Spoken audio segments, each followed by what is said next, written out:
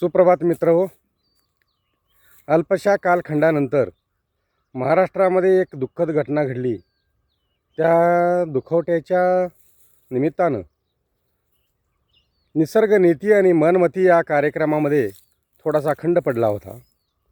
तो आज पुन्हा सुरू करत आहोत. आणि जी दुःखद घटना घडली त्याच्यामध्ये असं लक्षात आलं की त्या घटनेनंतर की माणसाचं जीवन हे अतिशय क्षणभंगूर आहे असं. त्या निमित्तानं आजच्या त्या विषयाला लागून प्रसिद्ध कवी भास्कर रामचंद्र तांबे, भा. तांबे यांची अजरामर कविता या निसर्गनीती आणि मनमती या सदरामध्ये आपण घेऊया. तर ह्याच्यामध्ये ते म्हणतात, त्यांच्या कवितेमध्ये, जन पळभर म्हणतील हाय हाय, जन पळभर म्हणतील हाय हाय असं म्हणतात ते. आणि त्याच्यामध्ये मी ती कविता 18 ऑगस्ट 1921 रोजी लिहिलेली गेलेली होती. अजरामर कविता म्हणजे 100 वर्षापूर्वी ती लिहिली गेली होती. आणि 18 ऑगस्ट 1921 नंतर 2021 साली ह्या कवितेला 100 वर्ष पूर्ण झालेली आहेत. तर जीवनाचं नश्वरत्व आणि वास्तवता त्याच्यामध्ये मांडलेले आहे.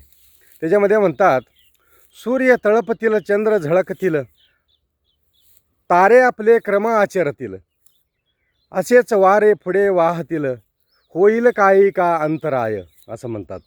बघा, सूर्य तळपतील, चंद्र झळकतील, तारे आपले क्रम आचरतील. आणि त्याच्यानंतरच्या कडव्यामध्ये म्हणतात, मेघ वर्षतील, शेते पिकतील, गर्वाने या नद्या वाहतील, कुणा काळजी कीन उमटतील, पुन्हा तटावर हेच पाय, पुन्हा तटावर हेच पाय, जन पळभर म्हणतील हाय हाय, जन पळभर म्हणतील हाय हाय, सखे सोय रे डोळे पुसतील, पुन्हा आपल्या कामी लागतील, सखे सोय रे डोळे पुसतील, पुन्हा आपल्या कामी लागतील, उठतील बसतील, हसून खिदळतील, मी जाता त्यांचे काय जाय, मी जाता त्यांचे काय जाय, जन पळभर म्हणतील हाय हाय, जन पळभर म्हणतील हाय हाय. बघा, ही अजरामर कविता लिहिली आत्तासुद्धा लागू आहे. आता दुःखद घटनेनंतर महाराष्ट्रामध्ये अजितदादा पवारांचं विमान अपघातामध्ये निधन झालं. त्याच्यानंतर 4 दिवस रडतील, डोळे पुसतील, पुन्हा आपल्या कामी लागतील असं ते म्हणतायत.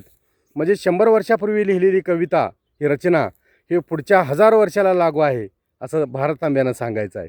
तर ह्या निमित्तानं आजच्या सुप्रभात सकाळी आपण महान कवी भा. तांबे यांची आठवण काढली. आणि असंच आपलं आठवण काढूया. हे जीवन क्षणभंगूर आहे, तर असे तोपर्यंत आपण चांगलं राहूया आणि निसर्गाशी समरूप राहूया आणि आजचं दिवस सुंदर करूया आणि असंच आपलं जीवन सुंदर करूया. हे जन पळभर म्हणतील हाय हाय आणि जन पळभर म्हणतील हाय हाय असं शेवट करूया. आणि सर्वांना सुप्रभात, नमस्कार.